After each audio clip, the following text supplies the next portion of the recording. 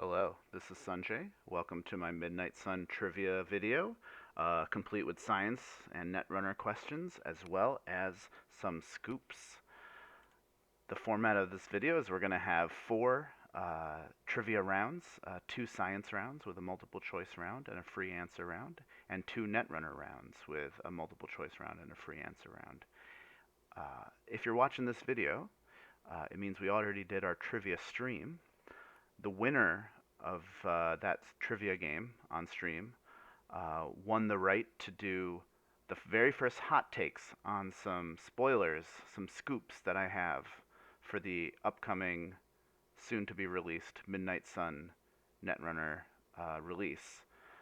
If you're watching this video after the fact and you just want to skip to the spoilers, there's a link in the slides, which should be in the video description. So you can click that and go straight to the spoilers. But we are going to go straight to the trivia. Feel free to get yourself a piece of paper and play along, or anything you can write your answers down on. And away we go. Round 1, question 1. We're in the science round, the science of the midnight sun. What causes day and night? The Earth revolving around the sun, the moon revolving around the Earth rotating on its own axis, or the sun revolving around the Earth? Round 1, question 2. What does it mean to say that the Earth's axis is tilted? A. The Earth's axis is in a funk and is playing badly. B. The axis that the Earth spins around is not perpendicular to the plane of its orbit. C. The axis is not in line with the Earth's magnetic field. Or D. The axis is parallel with the equator. Question 3. What is a midnight sun? A. When the moon reaches the brightness of the sun. B. When the moon reaches the warmth of the sun. C. When the moon hits your eye like a big pizza pie. Or D. When the sun is still in the sky at midnight. Round 1, question 4. Why do only some parts of the world experience a midnight sun? A. Some parts of the Earth are closer to the sun than others. B. Some parts of the Earth stockpile sunlight in the winter. C. The Earth is tilted towards the sun, so as the Earth turns, those parts stay in sunlight. Or D. Moonlight intensifies at higher latitudes. And round 1, question 5. What is a parhelion? Parhelion, incidentally, is also the name of the set that is going to be dropping after Midnight Sun. But what is a parhelion? Is that A. A bright spot in the sky caused by sunlight bouncing through ice in the atmosphere? B. A bright ring that surrounds the sun during a solar eclipse? C. A dark spot on the sun caused by disruptions to the sun's magnetic field? Or D. A dark spot in the sky caused by moonlight refracting off the Earth's gravitational field? All right. Feel free to rewind the video. Give yourself the time you need for these questions. We are going to go straight to the answers in 3, 2, 1. Answer 1. What causes day and night? That is the Earth rotating on its own axis. So the Earth's just spinning around. That's what causes day and night. You can kind of see that here, that as the sunlight comes from one side of the Earth, because the Earth is facing the sun, the side that's facing the sun is in bright, in sunlight, and the side that's not facing the sun is in darkness.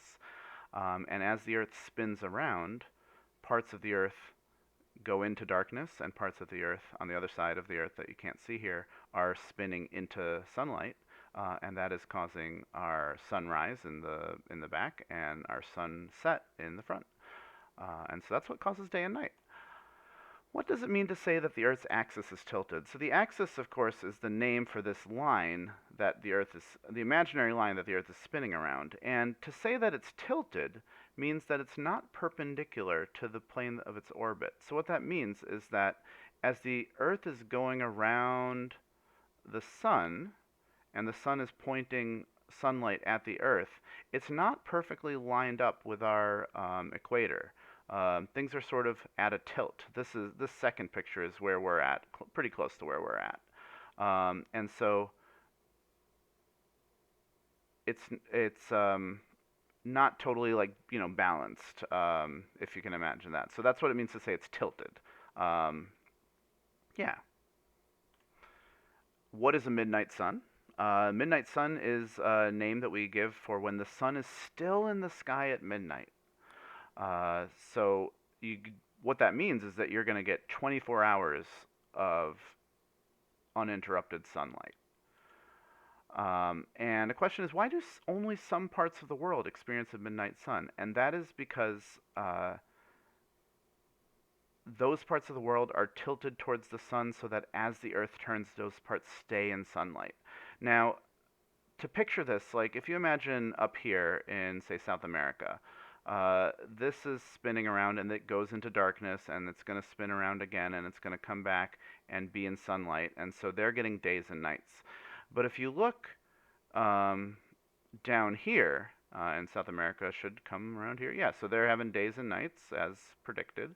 But if you look down here, near the South Pole, as the Earth is sort of tilted in this direction, this part of the Earth is spinning around, but it's never actually getting to this dark side of the Earth.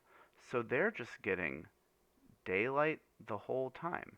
Meanwhile, up top here, there are parts of the Earth that are spinning around, but they're never getting into daytime.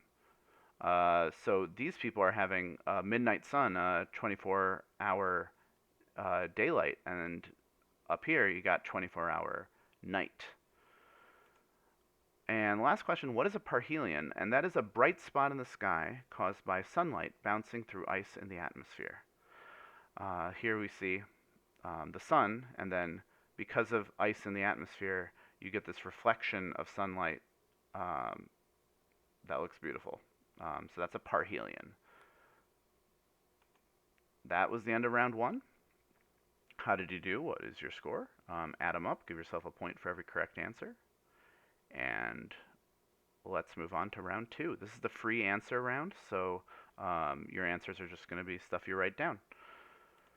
Okay, what is the name for the two lines that define the parts of the world that get a midnight sun during some part of the year? So we talked about how some parts of the Earth do get a midnight sun. What is the name of the line that defines what parts of the world those are? Question 2. What is a nickname for a parhelion? Question 3. During what month is the Earth closest to the sun? And there's a bonus point here. What is this point in the Earth's orbit called? So what this question is asking is, as the Earth is going around the sun, there's some points in that orbit where the Earth is a little bit closer to the sun than other points. You can see these distances written here. What month do you suppose this is? And if you know your months, this is actually a multiple choice question.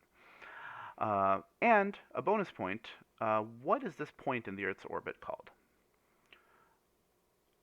Next question. If it is summer in the northern hemisphere, as of the time of this video, that is the case, what season is it in the southern hemisphere? And a bonus point, explain why. That might take you a little bit of time to write down, so feel free to pause the video. And last question for this round.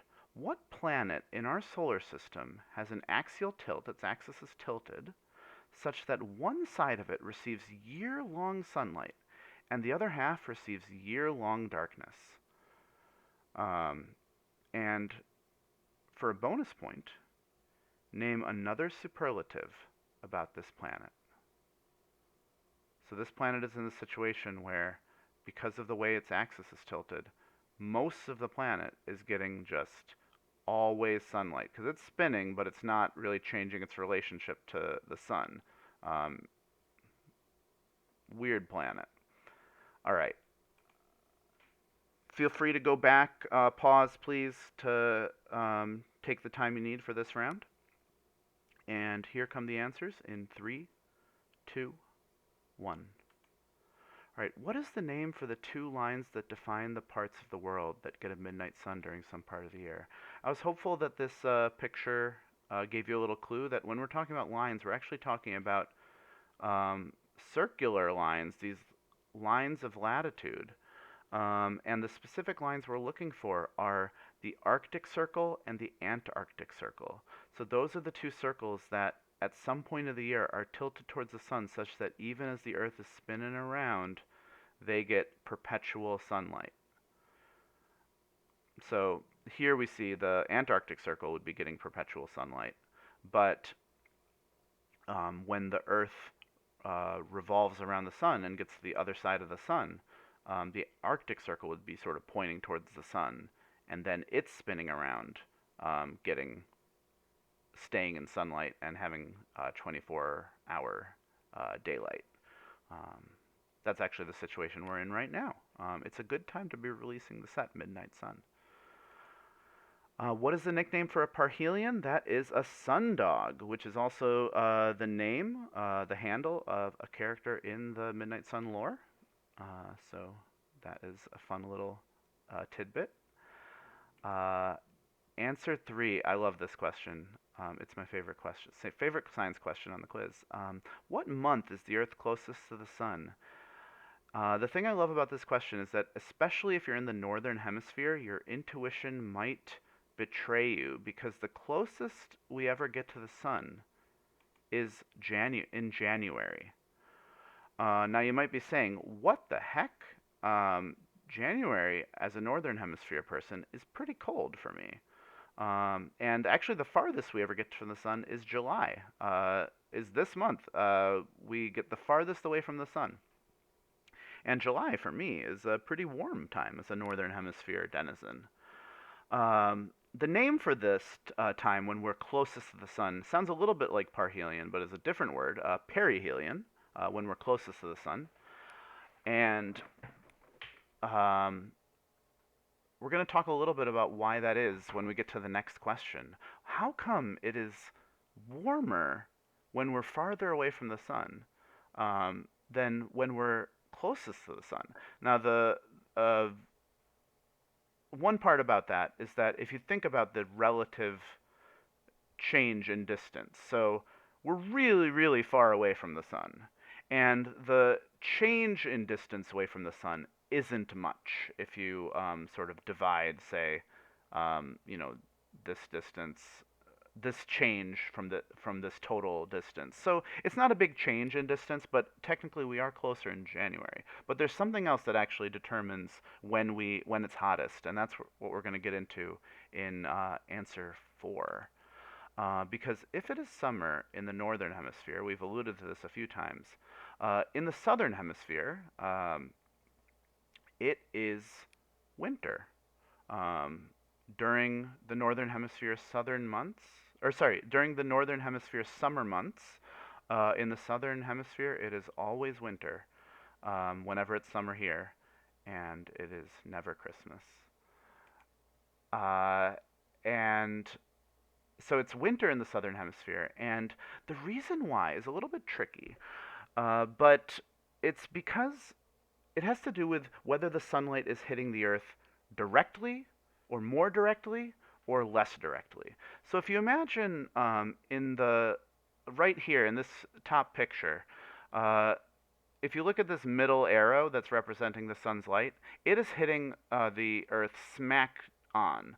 So it is that sunlight is hitting a very small area, where if you go further up north or further south, the sunlight is that same amount of sunlight is hitting a much bigger area because the Earth is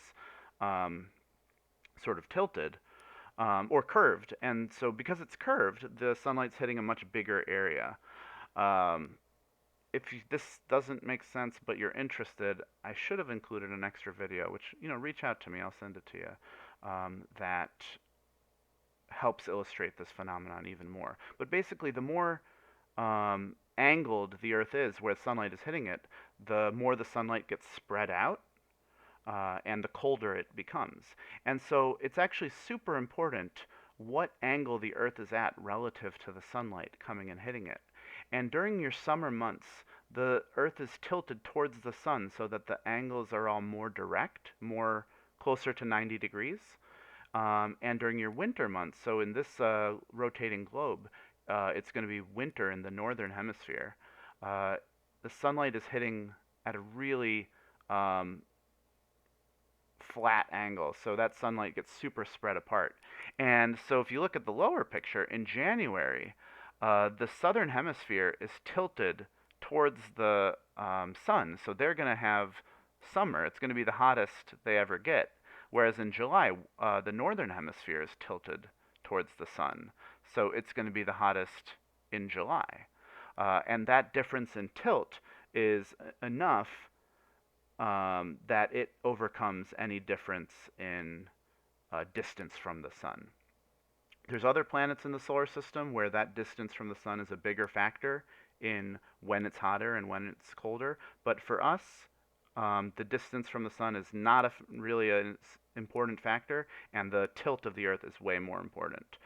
And so this question had a bonus point, and give yourself a point if you mention the tilt of the Earth.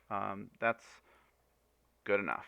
The previous question also had a bonus point for if you had guessed perihelion, so make sure you're giving yourself those bonus points too. Answer 5. What planet in our solar system has an axial tilt such that one side of it receives year-long sunlight and the other half receives year-long darkness? And this picture actually might have been a bit of a clue because that's just a picture of the planet, a rendering of the planet. And there's a bonus question, name another superlative about this planet. This planet is Uranus, and a fun fact about Uranus is that it is the coldest planet in our solar system, despite not being the farthest away from the sun. Neptune is farther. But the reason Uranus is so cold is because scientists suspect that it had a large collision at some point in its history with another large object that disrupted Uranus enough that it cracked the core of Uranus. The core of Uranus was wrecked. And that caused a lot of warmth, heat from the core of Uranus to escape. And so at this point, it is the coldest planet. I think we don't really have a great sense for just how hot the cores of these planets can get and how big of a factor it can be in the heat of a planet. I mean, Earth, our core is speculated to be about as hot as the surface of the sun. Incredible. Anyway, that's the end of our science round. Give yourself some points as you see fit. Oh, I will say that if you came up with another superlative about Uranus that is also valid, do give yourself a point. You don't need to read my mind on this. As long as it's a nice, valid superlative about Uranus, please give yourself a point. How are you doing? That's 2 rounds. You should have given yourself a score out of 8 on this one because there were 3 questions with bonus points. And that is the end of science round. Let's go on to Netrunner. Round 3, question 1. Which of the following cards specifically cares about how many resed code gates you have? Is that A, encrypted portals, B, superior cyberwalls, C, tour guide, or D, CFC excavation contract? Incidentally, this is a spoiler from Midnight Sun that was spoiled on the very excellent Near Earth Hub Run Together project. Check that out if you have the time. It's a really nice initiative that Dan B is putting together. Anyway, round 3, question 2. And also, actually, besides it being a nice initiative, it's a nice way to get some sweet alt arts, including Maw that I drew. Anyway, round 3, question 2. A bit of a long question stem. Study guide has slightly changed official wording with its 2 credits, place 1 power counter on study guide ability replaced with 2 credits, place 1 power counter on this program.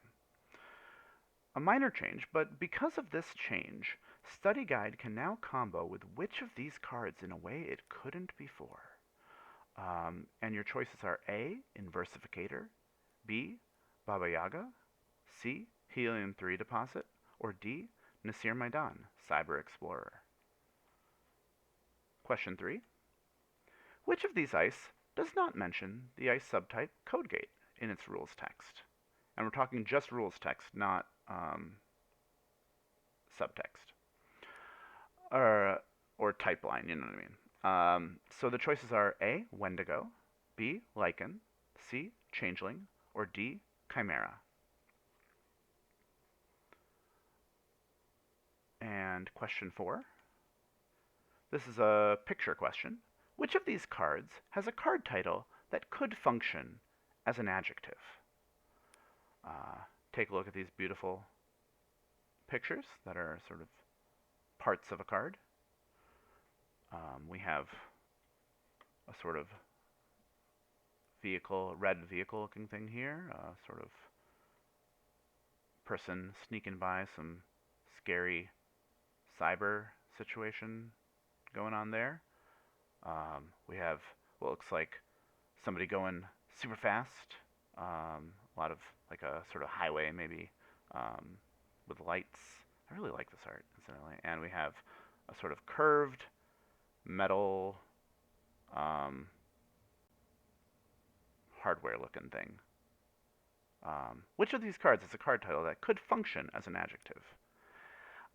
Question 5. Which of these cards has a fish in an official art?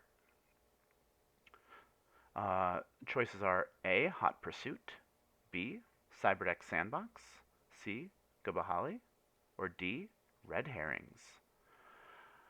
Alright, that is all the questions in the round. Please rewind the video if you'd like some more time, or pause the video. We are going to get into answers in 3, 2, 1. Alright, round 3, answer 1. Which of the following cards specifically cares about how many res code gates you have? That is, of course, Encrypted Portals. Specifically cares about resed code gates. These other cards also care about how many resed things you have, but the one that cares about code gates is Encrypted Portals.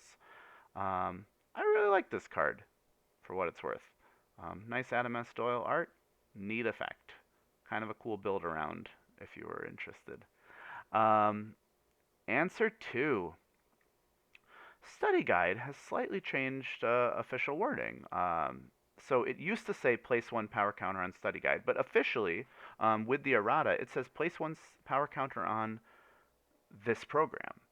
Now there's a rules thing that when a card refers to itself, like place 1 power counter on Study Guide, if another card were to copy that ability, it just wouldn't work.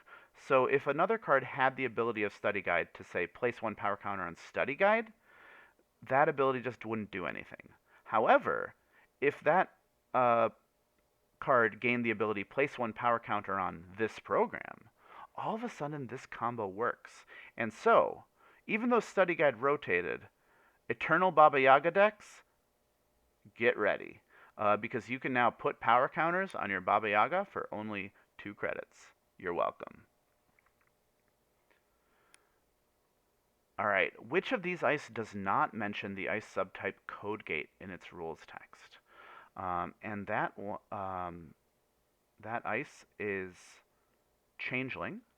The 4 ice we have here are 3 members of a Wayland cycle of ice that were named after mythical creatures that have sort of a transformation theme, and the mechanic of it can switch between 2 different ice subtypes. Changeling is the right answer here because it does not mention Codegate because it switches between Sentry and Barrier. Chimera, also unrelated to this cycle, but is also a card that mentions Codegates in its rules text.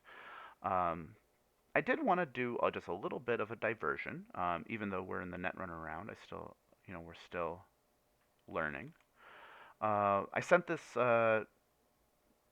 these questions to some people to look at ahead of time, and somebody pointed out that um, there's some stuff that's worth knowing about Wendigo and how the myth and the folklore of the Wendigo has sort of been treated. Um, Firstly, I'll say that as cards to represent sort of swapping back and forth, Lycan really is a lot better than Wendigo and Changeling because Lycan represents werewolves and they do switch back and forth and back and forth. And Wendigo and Changeling, in terms of their myths and folklore, don't really do that. But it's also important to just recognize with Wendigo, which is a concept from Algonquin folklore, which is people from the Great Plains region. Um, it's often really the concept is often really commonly misused and abused in popular American and European media, especially in the horror genre. And so I think a lot of people for whom Algonquin folklore is very important and very sacred um, are really can get really tired of the way people sort of use Wendigo. So it can be a little dicey to use it sloppily. It's a bit of a sensitive topic, justifiably so. Um, I did also, I think there is a little bit of talk that for people who this is um, treat this concept with reverence, they might not even say when to go. I don't think there's a objection to people saying when to go from people who for whom this is sacred, but actually this is pretty new to me, so I'd be happy to be corrected. I'll also say that there's some problematic stuff with changeling too. If you think about it, just it can be a little bit of a bummer if you think about what the sort of origins of the myth probably are. The idea that, oh, my baby was replaced by fairies, so I have a changeling baby. Because a lot of times parents don't love the kid that they have, and they love the idea of the kid that they don't have, and it can cause a lot of unfair tension. Anyway, I did want to just mention this because I think it's both interesting and important. And yeah, you might be saying, hey, this is a bit of a departure. Um, why not just replace these cards as a choice in your question? And I didn't think I needed to, based on, especially with the added context, but I'll also say that it's not like I could replace the ice because no other ice mention Codegate in the rules text of the ice. Ice doesn't talk about subroutines or subtypes this way. It's just Chimera, Lycan, and Wendigo that mention code gates, and I think that's really fascinating. It's very rare rules text to find on a card. Anyway, answer 4. Which of these cards has a card title that could function as an adjective? Now, I'll tell you actually that none of these cards have an adjective for their card title. Because these are Swift, which is Ken Tenma's motorcycle, which is a noun, it's Swift, Tread Lightly, Boomerang, and Bravado. But I think we can all agree that Swift is also an adjective. You could say, oh, look at that Swift, in a way that you could not say, look at that Tread Lightly Swift, or that Boomerang Swift, or that Bravado Swift, even though Tread Lightly Swift and Bravado Swift might be very good decks or plans, they are not demonstrably adjectives. So yeah, the answer is Swift. Swift is an adjective. Answer 5. Which of these cards has a fish in the official art? And I have the official arts here. There's Hot Pursuit, which has a penguin. Cyberdeck Sandbox. This is a whale. You can tell by the position of the fins that this is not a fish. Gubahali, which is a mythical creature, a bit of a cryptid. And I think there might be unofficial art where it's catching fish, but none in any official art. And Red Herrings has just got these people. So, it's a little bit. Actually, no, these arts are Red Herrings because actually there's another official art for Red Herrings, and it's got a bunch of these guys on it. Hello, fish. So the correct answer is Red Herrings. All right, that is the end of round 3. We are about to go into the free answer Netrunner round. I hope you're doing well. All right, round 4, question 1. A recurring discussion in Netrunner is which consoles are thematically linked to which runners. For instance, René Loup Arsamont is thematically linked to Carnivore. But consoles are not the only cards that are thematically linked to specific runners.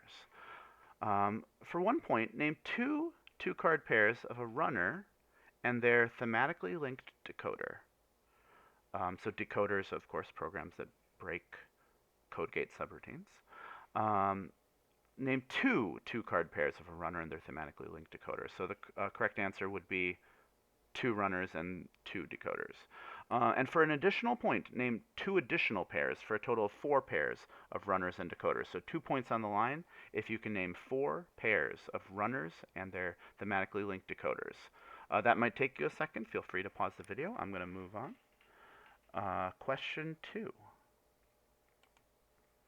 What is the connection between these cards? Puffer, Draco, Quicksand, Utman. For additional point, name 2 other cards that share this connection. I did have a few questions here that are inspired by the British game show Only Connect. So, what is the connection between these cards? And we have some pictures here.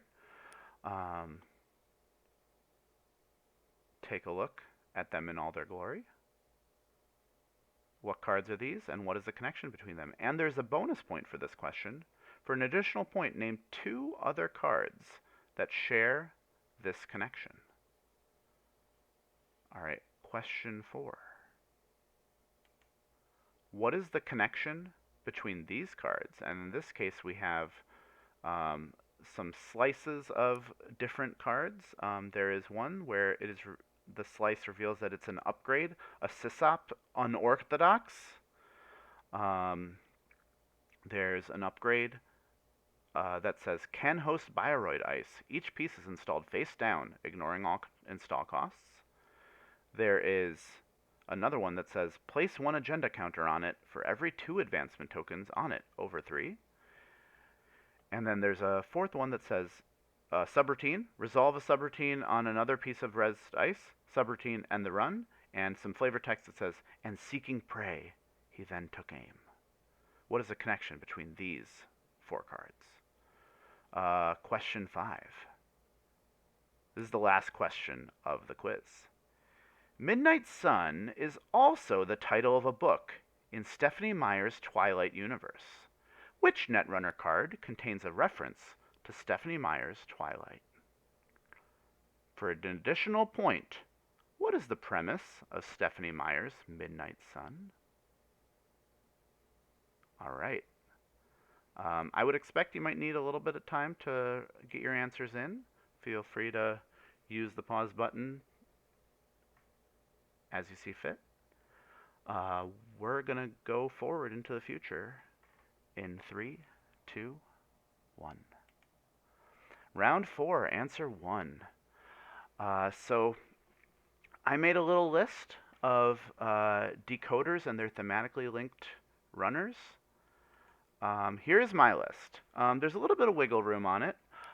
Certainly if you have one that is not on this list, use your judgment. I'd love to talk to you about it. It sounds like a blast.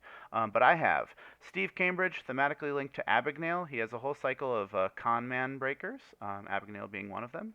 Omar has a whole cycle of conspiracy theory breakers, Black Orchestra being the decoder. Lou was a little bit contentious. You might argue against this one, but Lou has Cleaver, which is his barrier breaker. And Buzzsaw is so clearly related to Cleaver, I figured this has got to be Lou's decoder as well. Nat, also a little bit of a contentious one.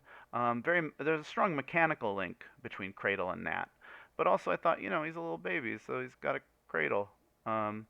Sorry to all the Nat-aged people out here for calling you a baby.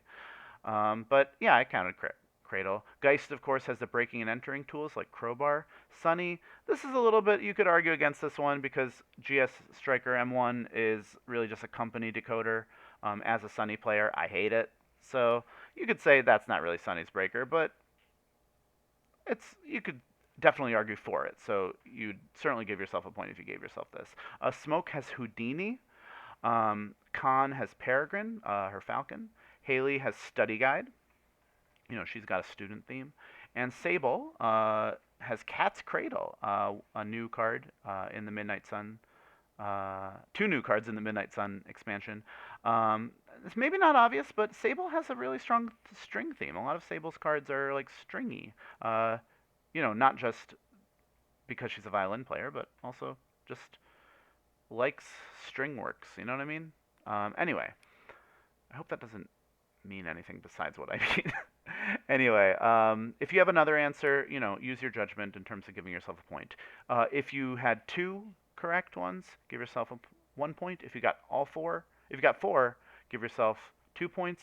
If you got all 9 that I have here, give yourself 2 points. Congratulations, though. Answer 2. What is the connection between these cards, Puffer, Draco, Quicksand, and Utman? Now, if we look at them, they are all cards that strength increases for each power counter on it. So they all have an ability to put power counters on them through various ways, and their strength goes up for each power counter that's on them. Now, if you said, oh, their strength is equal to the number of power counters on them, that's not technically true for Puffer, because Puffer actually starts at strength 2, but that's fine. Just give yourself a point. It's fine. Don't worry about it. Now, there's a bonus point for 2 extra cards that have this ability, and there's 3 that I found. Those are the 2 null breakers, Niffer and Shunya. And Study Guide, which we just talked about, Haley's breaker. And so, yeah, if you picked 2 of these, give yourself a bonus point. If you came up with some other connection and you think it's super valid, like it's at the same level of connection as the ones I came up with, then you're on your own for judging yourself. I think there's a pretty strong reason why the answer that I picked is the answer. So, but use your judgment. It's fine. Answer 3. What is the connection between these cards? Now, these cards are Net Ready Eyes, Tear, Wall of Thorns, and Argus Security. And each of these cards has an ability that does exactly 2 damage. If you said something like, oh, they all deal damage, that's not specific enough. It's not as good of an answer. Now, there's a lot of, for the bonus point, you wanted 2 extra that did this, and there's a lot of good choices. For core damage, there's Tear already in Zed. There's quite a few things that do exactly 2 net damage in one of their abilities. Junebug and Urtica Cypher are a little bit iffy because, their damage scales with how advanced they are. But theoretically, they can do exactly 2 net damage. Cityworks, same deal. It does meat damage, but, it's a little bit of an iffy answer, but, use your judgment. I'm not going to judge you if you said Cityworks and Urtica Cypher and you give yourself a point. All right, answer 4. What is the connection between these cards? A little tricky to identify them, but especially if you notice the Jinteki sort of background in this card, you can tell the difference between it and Project Beal. These are, of course, Akatara Watanabe, Brain Trust, Awakening Center, and Orion. All cards from the FFG era, and they all have the ability to lower the res cost of some ice. Akatara Watanabe lowers the res cost of ice protecting the server he is in. Brain Trust reduces the res cost of all ice. Awakening Center reduces the res cost of bioroids that are specifically installed on it. And Orion lowers the res cost of itself. So that's the connection. There wasn't a bonus point associated with this question. There is a bonus point associated with this next question. Midnight Sun is also the title of a book in Stephanie Meyer's Twilight universe. Which Netrunner card contains a reference to Stephanie Meyer's Twilight? And that is, of course, Trope. And you can see this because in the very back of the art for Trope, it talks about different vampire tropes. It starts off with Nosferatu, and then after Nosferatu, you have Bela Lugosi inspired vampire that does have his Widow's Peak that he didn't actually have when he played Dracula.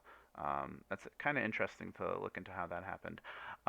Then there's a vampire that's clearly inspired by vampires from the Buffyverse, from Buffy the Vampire Slayer and Angel.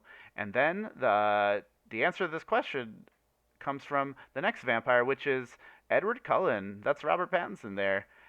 In the Twilight Saga, you can tell he has golden eyes because he doesn't drink human blood. And then, of course, there's a vampire from the future because vampire tropes just keep on going. Um, and for an additional point, what is the premise of Stephenie Meyer's Midnight Sun? Um, Now, Midnight Sun is a retelling of the original Twilight story from the perspective of Edward Cullen instead of the original point of view character, Bella Swan. Not to be confused with Life and Death, which is a retelling of the story where most of the characters are gender swapped. So if that's what you said, don't give yourself a point. Midnight Sun, a retelling of the original Twilight story from the perspective of Edward Cullen.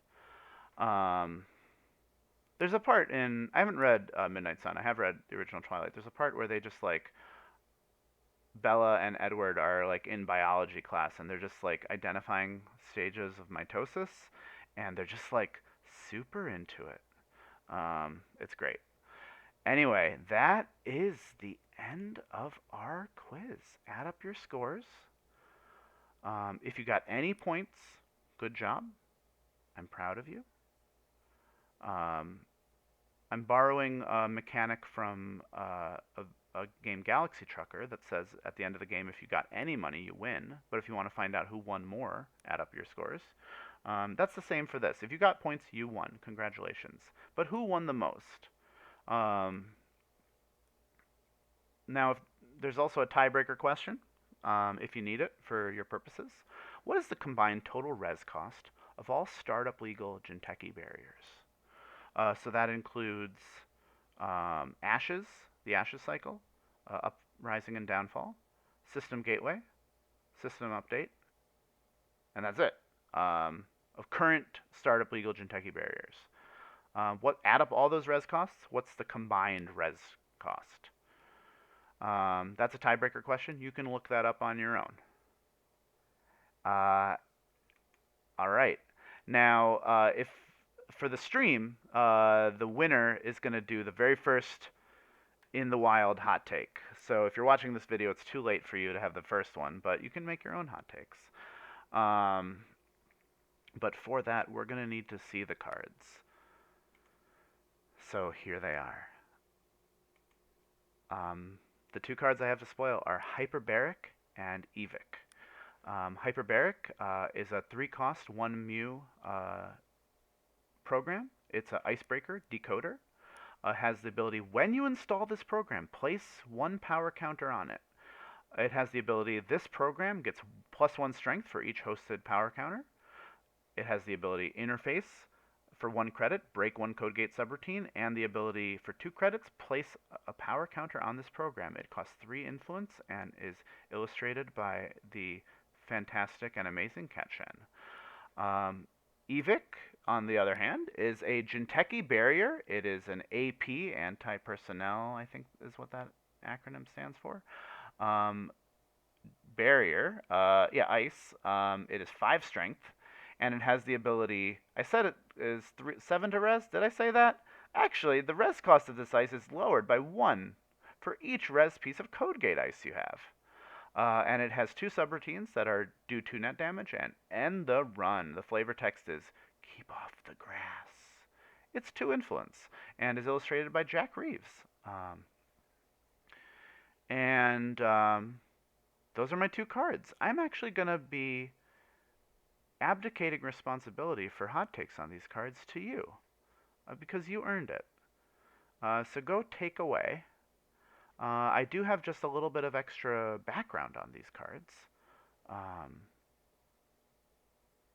where Hyperbaric, I have on screen here what Anzuke wrote about what's going on with Hyperbaric. This is Padma's decoder. She also has a thematically linked decoder. Here it is. It says, Hyperbaric is part of Padma's toolkit related to shaping NetSpace to her whim, as referenced on Propeller. which is a fractor that was recently spoiled as well. Alter the fabric of net space to be like water, and then apply pressure while safe inside the little subconstruct, and the ice is crushed by the pressure. Um, and for Ivik, I have a good amount of background on it that I got scooped to me from Anzuke, the narrative lead. We have sort of background on the meaning of the word Ivik. It's a Greenlandic and Inuit word for grass, but it also has come to refer to hagfish, which will sort of congregate in these big groups and look like sort of grass in the water. And we also got this lovely art brief that Neuropanther wrote for the artist who made the art.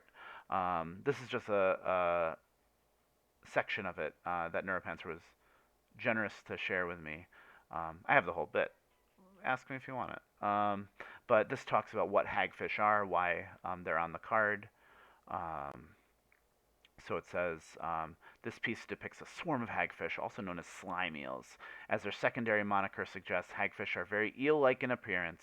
They lack fins and use a paddle-like tail to swim. Hagfish are deep-sea scavengers. Notably, they often swarm and consume dead or dying animals, much larger than themselves, and they often devour their targets from the inside out. Some even tie themselves in knots for extra stability when eating. Relatable. Hagfish mouths are gross but iconic. I love that phrase. Notably, they lack true jaws, and those things that the tooth-like objects are located on move horizontally rather than vertically, and that's what does the 2 net damage. So there's actually like a little bit of a pun here. Keep off the grass references the sort of original meaning of Ivik, but this is a hagfish card, um, and that's what I got. I hope you noticed my little connections between my trivia questions and the cards. I worked hard on this. Anyway, um, thank you so much for your indulgence, as always. I hope you enjoyed the little trivia stream. I hope you enjoyed the trivia video. I'm hoping to do some more trivia later, so let me know if there's interest. And I hope you enjoyed these cards. I was really pleased to get to do a spoiler, and just delighted to get these cards specifically. I think Hyperbaric, is reminiscent of previous decoders that I actually really liked, so that was really lovely. And Ivik, oh my goodness, I love me a giant Jinteki ice that, and caring about subtypes is something that I do and something that Ivik also does. Um, and I'm not specifically a fish person, but gotta love some animals on my art, and both of these, beautiful, beautiful. All right, thank you very much. I hope you have a wonderful day. I hope you have been enjoying the Midnight Sun scoop season. It's about to come to a close. Uh, if you're watching this before Saturday the 23rd, I will be doing some interviews with some Nisei people, with Anzuke, and also some people from the rules team about Midnight Sun. So if you're watching this in a timely fashion, check those out. I also looking for questions for them. But anyway, yeah, thanks for joining me. Have a wonderful day. Good luck, and you're beautiful.